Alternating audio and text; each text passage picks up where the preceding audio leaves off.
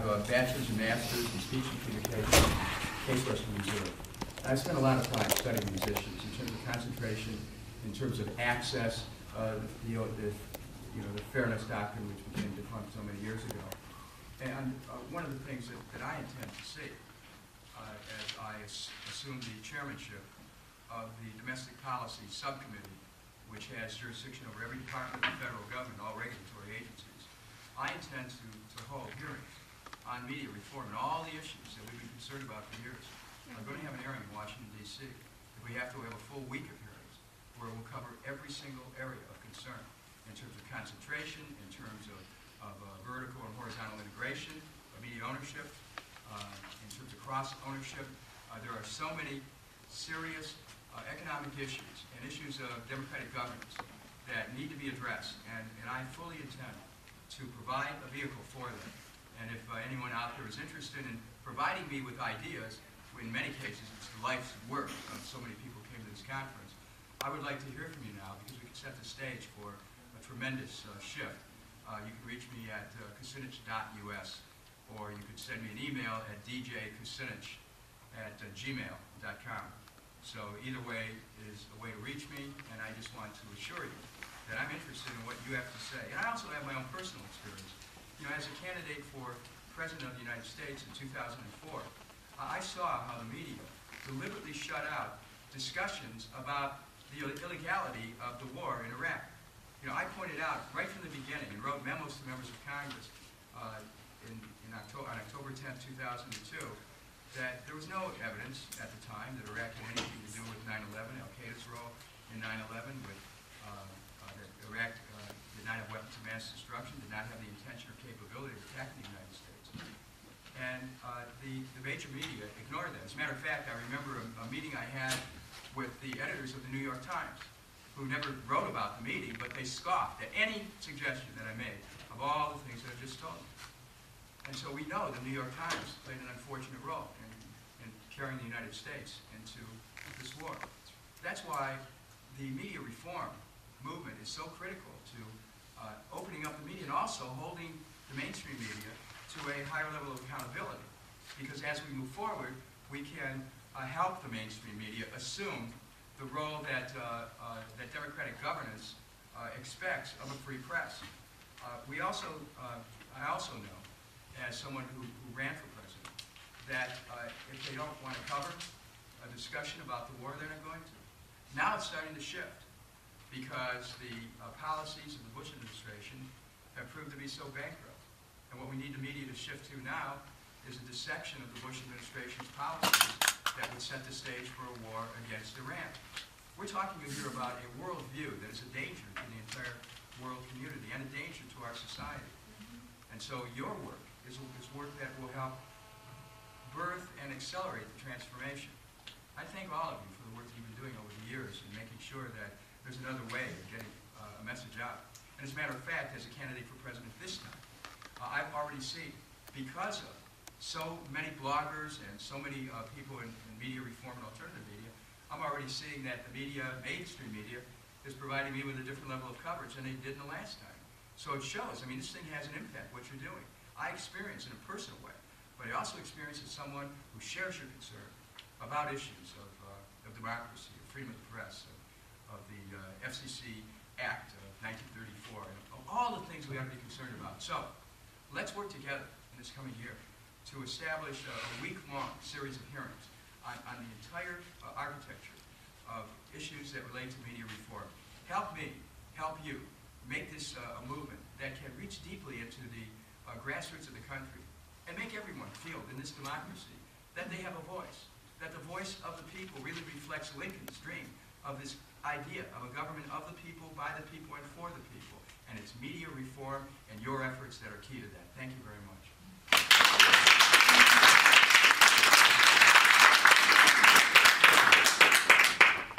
If you want to come to the mic, I mean. Where's the mic? There's a mic right there. Does it work? Or is I don't know. If it doesn't, I can hear you. It doesn't work. It looks good, though. Okay, hold on. The gentleman in the back and then the gentleman in the foreground. Oh, I'm sorry. Is that working? No, Let's talk. Oh, I'm terribly sorry. Small room, it's okay. This is the advantage of being a vegan. Testing. Okay, go for it. Mr. Kucinich. Can't hear it anymore? Can you hear me? That's a problem. Yeah, you got it. Okay. You're on. I know that some of you have, we'll try one more time. Does it work from here? It hasn't been working? But we're hearing you. It's a small room. Okay, I'm going to move forward. Okay. I met you a few minutes ago. I'll say this. Yes. My name is Jay Winter Night Wolf. I host a radio show in Washington, D.C. with Sunday night. The truth about what really happens with American Indian, the most dangerous show we get. Recently, I returned from South Dakota. It's been 2 weeks out there. My listeners and supporters helped me fill a tractor trailer full of clothes and boots and things that people need out there, and food. And we hit 5 reservations inside of 4 days. I don't know if you've ever spent any time, real time in Indian country. I am. Okay. But you understand the poverty I do. and the neglect. Now, by you moving in your position now, I would pray The answer is yes. the BIA, Bureau of Indian Answer is Affairs, yes. Help me. I will. Let's structure hearings about the BIA, the Interior Department, and all of the agencies who intersect to deal with issues that relate to Native Americans. And I think it's so critical that, that this committee be used as a voice for people who have long awaited an opportunity to be heard from. Now, I had the opportunity during the last presidential campaign to visit many Native American communities. And you have to see what people deal with, the kind of housing conditions, the tremendous amount of violence that occurs, the alcoholism, the mental problems. And these are, and all these things could be dealt with if the United States had a coherent policy that actually focused on people's economic well-being and on their physical and mental well-being. And the other thing is the environmental racism that goes on, that affects Native American communities. So many big companies that have mining actions going on that poison the land. I mean, I know about this. I want you to know that I'm aware of it. You know, I've already been instrumental in being able to save some communities from that. But I will work with you and help us put together an agenda so we can make visible the concerns of our Native brothers and sisters, and even to the point where I think it would be helpful if the committee went right to you know, one of the communities, and right there, you know, just had the hearing right there so people could see, so we bring the media in to look for itself. So let's work together. I'll work. Let's do it, okay? You have my vote again. Well, yes, you just step back a step little back. bit. Step back. I'm already being told. Okay, yes. President Bush announced a surge in troop levels to Baghdad. What's your response? Well, I think that his speech was a classic example of a misdirection. It wasn't about Baghdad at all. It was about Iran. I want you to follow this very carefully. He had an increase of 12,000 troops in September, but you didn't see any ceremony about it. He just did it. Now, what's the difference? You know, we know the mathematical difference between 12 and 21.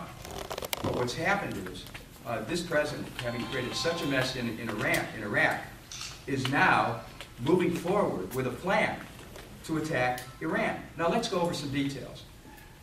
As Cy Hirsch in the New Yorker wrote throughout the last summer, the administration has sent in troops within the borders of Iran to do reconnaissance. They have selected over 1,500 bombing targets. They moved 22 nuclear-tipped so-called bunker busters into the region. Last night, the president said that he's sending an aircraft carrier there. He's going to send Patriot missiles to the region. The troops are going to push back. They raided the office of Iranian diplomats in the Kurdish part of Iraq the other day, right as the president was speaking. I mean, we have to realize the long history that this administration has had with Iran. And that history includes overthrowing Mossadegh in order to stop the nationalization or the return of control of the oil of Iran to the Iranian people. And so what we're seeing is an attempt to establish an oil oligarchy using the troops of the United States of America. This is something that cries out for justice. This administration, I believe, is risking its very presidency if it goes forward with a plan to attack Iran. I can tell you from talking to many members of Congress, there's a real concern that the president has abused his power as a chief executive officer and has violated his oath to faithfully defend the Constitution of the United States. Now, the question is, what do we do about it? And at this point, the first thing we need to do is for Congress to push for a new direction in Iraq. Some of you may be familiar with this. If you're not, go to my website at kucinich.us. I'm the only member of Congress who has offered a plan to get out of Iraq. And I'll just go over it very quickly. That we have to let the international community know of our intention to leave Iraq. Because the international community has no desire to help the United States if, in fact, we continue the occupation. So the occupation is fueling the insurgency. We all know that we have to end the occupation. Once the United States determines to end the occupation, to close the bases, to bring the troops home, then we can engage the international community in a continuing process that would enable us to reach out and get security and peacekeeping forces. It's not going to happen unless we take a new direction. Because we need to provide for the security of the Iraqi people as we transit out. We also need to create a program for reconciliation between the Kurds, the Shiites, and the Sunnis, for a real program for reconstruction that gives the Iraqis jobs, and a program for reparations. We need to repair the breach. And because we invaded the country that did not attack us. Our invasion of Iraq was a violation of international law. And there has to be an at-one-ment occurring. And so my plan includes those aspects and more, including returning the sovereignty of Iraq by making sure they have control over their oil. We all know that the Bush administration has had its eye on Iraq's oil. That essentially was the reason that was behind the invasion from the beginning. Because they knew that Iraq didn't have weapons of mass destruction, because they wouldn't have invaded Iraq if they thought the Iraqis were against them. I mean, they knew this. They had the intelligence, they distorted the intelligence. It wasn't a case of mistake. This is a deliberate distortion. So, how do we reclaim our nation? How do we reclaim our role in the world? By working with the world community and taking a new direction. One final note. I'm not just opposed to this particular war in Iraq. As you know, I led the effort in the House of Representatives in 2002, organized 125 Democrats to vote against the war. I challenge the idea of war as a legitimate instrument of policy. We need to create a means of facilitating the science of human relations. War is not a legitimate means of doing that. War needs to be rejected. The creation of the United Nations, if you look at its charter, was to do away with war. As a matter of fact, the creation of the Non-Proliferation Treaty was to do away with all nuclear weapons. So we need to take steps in a new direction, to reunite with the world community. And I'll tell you, the world community is waiting for a leader to step forward who has a worldview of the world as one, as being interconnected and interdependent, that we could see the commonalities people have, that we could take the philosophy of Dr. King, whose life we're celebrating in a few days, and make that part of the life of America, to make peace an organizing principle in our society and in our relations with the world community. This is why what you're doing has such enormous implications. Because it's not about being anti-war. It's about having a vision of a society that can be, and working to construct it without dichotomies, without us versus them, but with a real sense of the totality of oneness which we experience as human beings anytime we open up our heart. Next question. I thought I was on the... Oh, you are, sir. I'm sorry. No, I thought I... Oh, you know what? I'm sorry. Again, this gentleman. I think this stood up guy was first. trying to... Please, go ahead. Thank you. This is why you need moderators. You've said from the get-go, from 2002, that you were opposed to impeachment. But you've called the war an illegal war then, as now. But you yourself are pledged, as Bush is, to uphold the Constitution. Right. The Constitution does call for impeachment of the president if the president commits illegal acts, which you say he has. So isn't that a contradiction in your stance as well, that you're pledged to uphold the Constitution, yet you say you don't believe in Well, I don't impeachment? think that anybody who looks at my record in challenging this administration, almost in a singular way, the first one up, in a way that was resounding and categorical, would in any way think, assert that I'm in league with George Bush. But let me, that's not my question. Excuse me. But let me go forward. My concern is that if we move that to the front of the agenda at this moment, then the whole effort to try to bring the troops home is just going to be jettisoned. We won't have the chance. That's what I'm concerned about. Now, does this administration need to be held accountable? Absolutely. Should it be held accountable by international law? Yes, despite their efforts to pass laws in the last Congress which gave them a get-out-of-jail-free card. But I think that, I asked Senator McGovern today at a hearing that the Progressive Caucus sponsored, what would be the implications of an attack on Iran, given the circumstances. He said it'd be an impeachable offense. But we just, listen, I'm not discounting anything, but I do think that we need to understand how fragile the moment is right now and keep the focus on bringing those troops home, because I'll promise you that the minute that a resolution of impeachment is introduced, the president will put the accelerator on war even more, and those troops will be trapped. You're shaking your head, but look, I've been doing this for a while. I think I understand this administration. And so I'm not arguing whether or not he's violated the law. I'm asserting that he has. I'm not arguing whether or not he has violated, in my estimation, the Constitution of the United States. I'm saying that you have to take things in proper sequence. I supported the John Conyers bill to have an inquiry, by the way. And there weren't many members of Congress willing to do that, but I was willing to do that. And I think it's still a good idea. But now the Democrats, I believe, need to unite in stopping the war and stopping the funding. The money's there right now to bring the troops home, and we need to take that course and then deal with the president's violation of laws. Now, I will say, if the president does decide to attack Iran, judging from discussions that I've had with members of Congress, this issue could be revisited quite quickly. But isn't it a little disingenuous of you to say that you're against impeachment at this moment because of the circumstance? Well, you've been opposed to impeachment from 2000. You've been consistently opposed to impeachment. Look, let me share some experience with you, okay? I was mayor of Cleveland, and I was subject to a recall. Just a little city, okay? And I have to tell you how destabilizing that is. And I was subject to that without any justification whatsoever, because the justification in the Cleveland Charter is all you need is the signatures to have a recall. And it was financed by banks and real estate interests and utilities.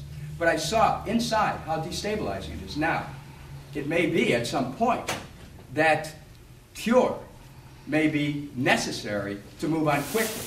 But I'm not going to have my efforts to try to end this war and end it quickly become just about what you're advocating. And I'm not discounting it. I'm asking questions. I'm not advocating anything. I've never criticized people who are challenging this administration.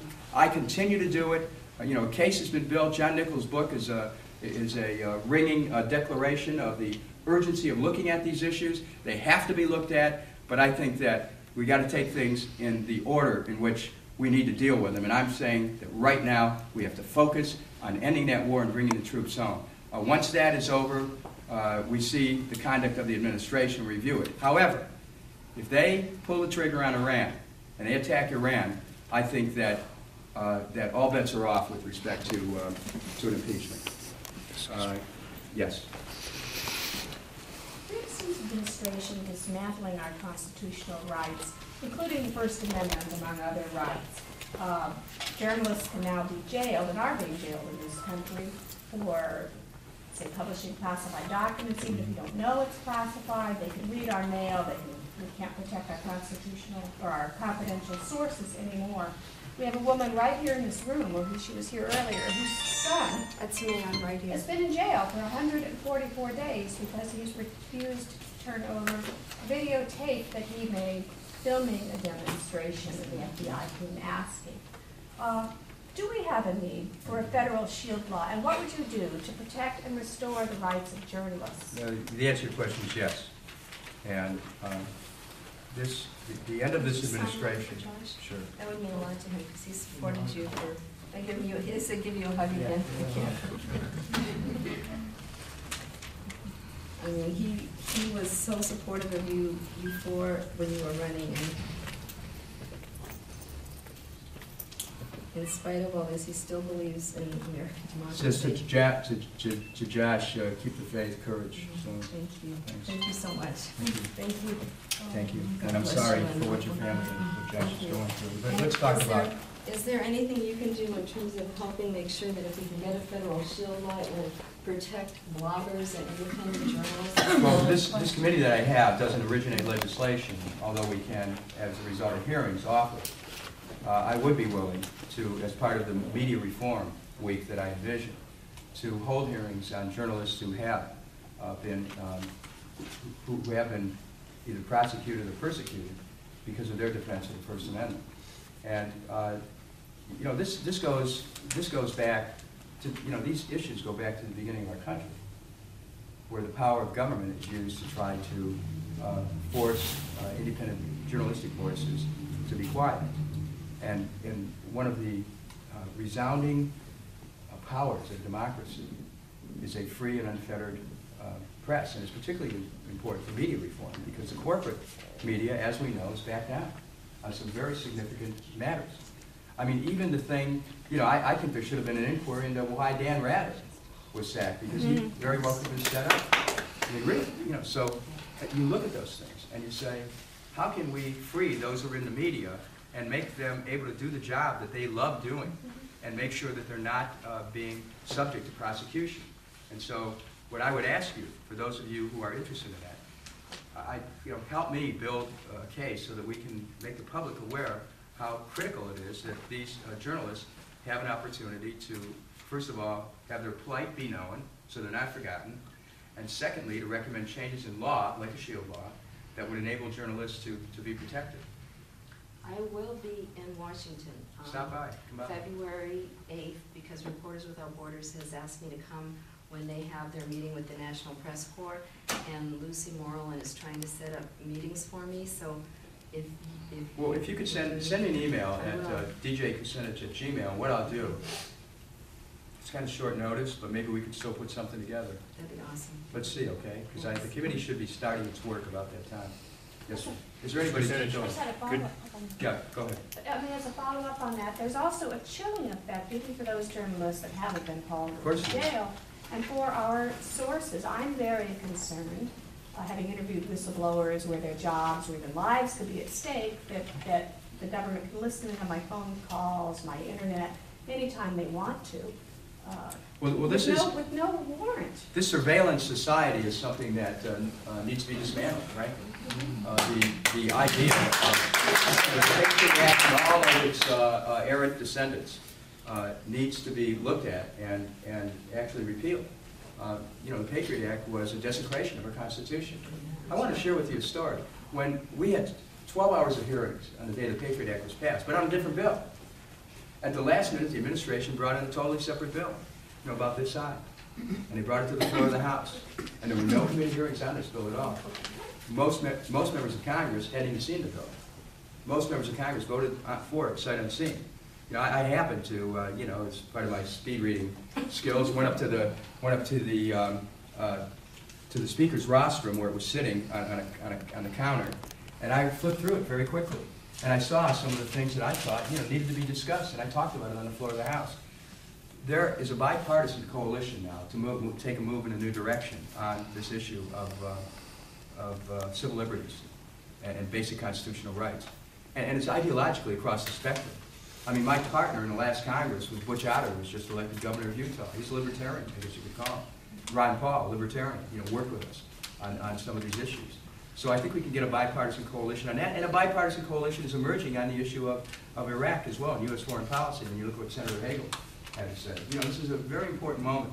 So the politics ought to be to embrace people in the broadest way, which is another reason why, you know, we have to be very careful about proceeding on impeachment, because it would fracture any hopes to try to bring people together to challenge the administration. But again, the attacks Iran, this could change dramatically. And there could be a lot of Republicans involved, too. Yes? Mr. Kucinich, with regard to your chairmanship, could you speak, you spoke earlier about how you want to deal with issues of media reform and media ownership. could you also speak a little bit more? Do you intend to get to issues of telecom reform and net neutrality on this committee? Absolutely. And what other priorities generally would you like to Tell me, deal Bill, with? this is due to be announced next week. I'm giving you a preview. So I came to this conference and I spoke upstairs and I told people, send me some emails at yours, contact Kucinich.us, and let us know. What are your ideas? I mean, I'm not saying that I'm going to give you the agenda. I know better than that. This group here, working on media reform, has years of experience in some areas that might seem arcane yet are relevant to liberties in this country. So I'm asking this community, help me build an agenda for a hearing on media issues. And it'll be the first time in a long time we've been able to do this. And we may get other committees as well. Now, I know that the Commerce Committee of the House has the ability to hold those hearings as well. And Ed Markey, who's a tremendous advocate of media reform, has the ability to hold similar hearings. But the committee that I'm on, Government Oversight, has a free rein to be able to look at any issues, whether or not another committee is looking at them or not. So this is your opportunity to participate, and I'm opening the door for you to do that. So help me help you. Yes. Going back to media reform, one of the things that started the whole downward slide of media was the demise of the Fairness Doctrine in 1986. They tried to bring it back in 1991 with Jesse Helms, and George Bush was even going to reinstate it. That fell apart. Do you see reinstating that in a bipartisan way? Well, I don't know about bipartisan, but we certainly need to bring this issue to the Democratic Congress. I mean, I'm ready to call for for hearings about the necessity of reinstituting. I mean, I think it'd be good for media too. Look, there's a transition away from mainstream media. You know, their advertising revenues are plummeting, and they're trying to find ways to remain relevant. They've done their own, web blogs and web pages. They're trying to move into this new media culture. But what they need to do is create more access, and I think that would be helpful to the mainstream media. Create more access to more people. I remember when the Fairness Doctrine was present. I had many opportunities to go forward in Cleveland on local stations. And I've noticed something about. The networks have their own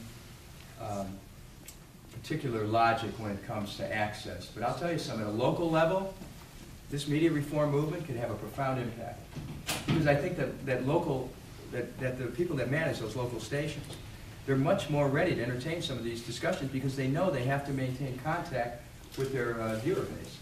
And so I think that this is a chance to do that, maybe get some of the people on our side who may not belong to some of the bigger chains. But I think there are people in the media who are ready to participate in that. And if they're not, we need to create a vehicle, and that my committee will be a vehicle, to hold hearings on what the implications have been about abandoning the Fairness Doctrine. And we'll get in, Mr. Adelstein and Mr. Cops and others to have something to say. Yes, sir. Hi, my name is John Fortune.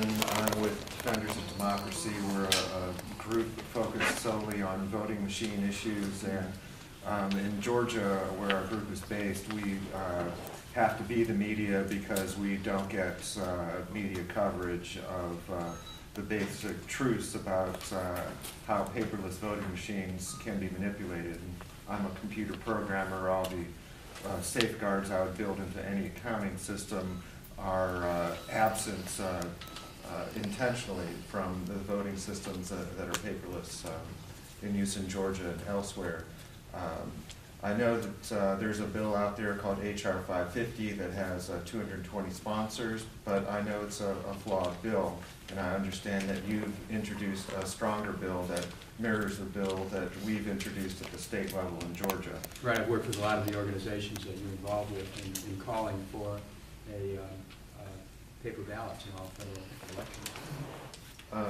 I wanted to thank you for introducing that stronger bill because H.R. 550 was not going to provide the protections that we as citizens need, and I look forward to promoting that bill's passage. Well, one of the things that I want to share with you is that I've already had discussions with people who will be part of the committee staff on this new committee. Excuse me. to set a schedule of hearings on the issues of the integrity of the election process. You should know that I was one of those members of Congress who voted against certification of the election in 2004 when the Electoral College certification came to the House of Representatives. Why did I do that? Because I believe that the election in Ohio was not run in a legitimate way. I believe that the Secretary of State of Ohio deliberately constructed that election to discourage people, particularly of color, from being able to have free and easy access to voting booths while facilitating the rights of people who may have been predicted to be sympathetic to the Bush campaign.